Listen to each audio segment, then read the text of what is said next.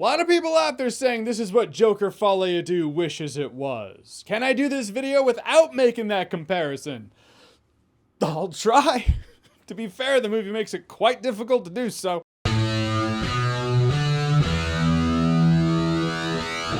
So Joker Folie Redo, there it is, just came out. The Bride is writer-director Maggie Gyllenhaal's stylistic take on the Bride of Frankenstein. Takes place in 1930s America. Frankenstein, played by Christian Bale, which I'm just gonna call him Frankenstein for the sake of time, because one, he adopted his father's name, so he goes by Frankenstein or Frankie. Two, ironically, the one we call Frankenstein's monster in the story of Frankenstein is not actually the monster in the story of Frankenstein. So let's start seeing with our hearts instead of our hate, okay? But he wants a bride. He's suffering from loneliness. Apparently the dating pool for a monster in 1930 is a lot like the dating pool in 2026. So he finds a doctor played by Annette Bening. Together they dig this dead girl up, bring her to life, and now we have this weird stylistic acid trip Bonnie and Clyde with a couple more monsters and a lot more feminism. First of all, out the gate, Jessie Buckley is incredible in this movie. I mean, her and Christian Bale are both great. I was wondering if it was going to be, you know, the Christian Bale show, but with more stitches. But the way he draws out his words, grunts at times, you can tell he's still mentally young, though he's over 100 at this point. When he's frustrated and has those power grunts, I was like, that is the Frankenstein I remember. But Jessie Buckley, it is absolutely the Jessie Buckley show. Because Maggie Gyllenhaal does a, we'll call it stylistic choice. It's what I thought was going to be a weird thing in the movie. I mean, it is a weird thing. Allow me to explain. From the get-go, the opening, the first line spoken in the film establishes that Mary Shelley is talking through the bride character. Not always, just at times. So Jessie Buckley acts one way as the bride and then will randomly just snap into this totally different accent, have this completely different vibe about her, and then snap back. Only thing is the characters in the film recognize, like, what's wrong with her? Why is she sounding like that? Why is she talking like that? It reminded me of River Tam and Firefly, the way she would just talk nonsense and no one really knew what she was saying, only if River spoke with an accent.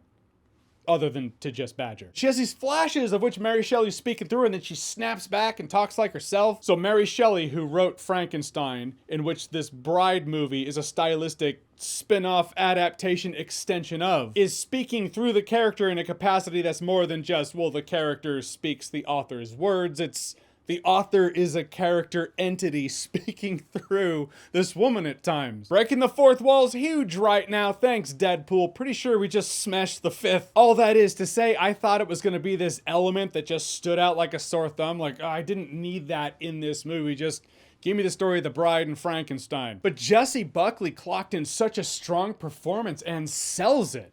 And I never questioned it. This movie does have these stylistic choices that you think are not gonna work, that actually do work. Also has things where you're like, what was the point of that? But for the first half of this movie, I was digging it. This weird monster love story / Bonnie and Clyde thing they had going on. Elephant in the room. An ironic elephant, because Joker Folie à Deux and The Bride are both Warner Brothers. Was Warner Brothers like, hey Todd, Maggie, you do it this angle, you do it that angle. We'll see whose monsters do it better. Dunno, but the answer is The Bride. Frankie really loves movies in here, and he sees himself and her in the films talking it out. He also sees himself in these dance sequences. There's a dance sequence that happens in which everyone joins in like it's a flash mob and no one really questions it. And the dance sequence served a purpose. That's the most important thing. It started raising the tension. You felt like this dance sequence is going to lead to trouble, and it does. It's not just a dance sequence that's there cuz. Then the second half of the movie happens, it just gets a lot messier. We spend more time with these two detectives played by Penelope Cruz and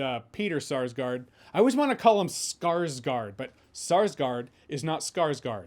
They are different. And at first I dug the fact that, okay, these are the normal people's eyes looking in on this monstrous situation. Then at a point I was like, this is a storyline that is just padding the runtime of this film. There's this side arc about this mob boss who takes women's tongues. Him taking women's tongues, maybe it's an allegory about the patriarchy taking their voice, maybe. But it's just sloppy bullshit that goes nowhere for the sake of the film. You could take that whole mobster thing out. Maybe you'd have to tweak a couple things for the resolution of the film, but you'd also save yourself 15 solid minutes of wasted time. There's this Another Joker comparison. Doesn't stop at Folly You Do. No, we're going back to the original Joker movie now. Joker killed the guys in the subway and then inspired guys like, hey, let's put on Joker masks and clown masks and let's go out there and let's start raising hell. It's like that, but, you know, in 1930 with female empowerment, in which women start painting the design on the bride's face on their faces and they start going out there and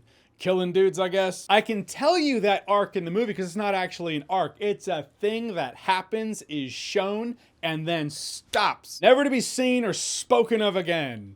Just taking up screen time. And by screen time, I mean you could leave it in. It's not gonna save you 15 minutes. It's gonna save you 15 seconds. It just kind of goes nowhere. And the movie does start getting repetitive. You know, there's a slew of douchebags in this movie. We saw the dudes in the trailer attacking her and then Frankie beats him down and kills him. But in case you blinked, took a bathroom break, and or missed it, if you need more rapey guys coming after her, you know, that happens again. If it wasn't clear by now, yeah, the movie could have been shorter, should have been shorter. Look, in the end, this movie felt like Baz Luhrmann threw up on Gotham, and it was kind of cool. And for the first half, I was digging it. Jesse Buckley and Christian Bale were both great. Jesse Buckley stealing the show here. But by the end, it felt like cinematic spray and pray, like Maggie Gyllenhaal was just shooting the entire wall, and well, you're bound to hit a couple of targets, sure. However, on the other hand, behold some of the misses. And I'm sure the movie's gonna get a hip hip hooray or two from some of the feminists watching it in the audience. The male feminists, that is. You know, the ones that clap at everything, try too hard while they're on their date. Yeah!